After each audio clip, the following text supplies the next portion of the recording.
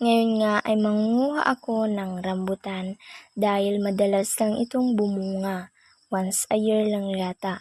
Ito pala ang gagamitin ko para makuha yung bunga niya.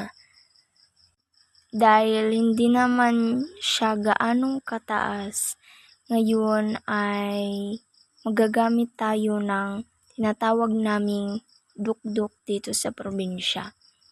At ayan, for the go, ang dukduk pala yan, yung hawak-hawak ko ay may kutsilyo lamang sa dulo nito.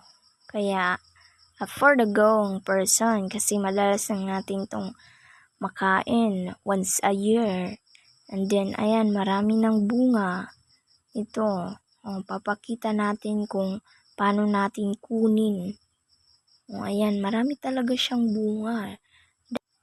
Bilisan mo dyan, Mare, baka abutan ka ng may-ari. Charot, ang may-ari pala ng punong ito, yung nagtanim ay yung lola ko. Kaya free, for free lang to. Kaya for the go ang person. Ito na nga pala ang aking nakuha, konti lamang dahil ako lang naman yung kakain nito. Ayan. Ito yung puno, hindi siya ganong kataas, diba? Kaya gagamitan lang ng tinatawag naming dukduk dito sa probinsya. Ayan, for the go na. At dadalhin sa kakainan ko. Ayan, kainan na.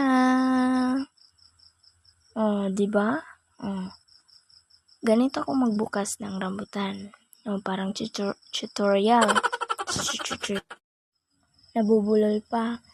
Ito na pala yung nasa loob ng rambutan, yung kakainin natin para siyang pearl.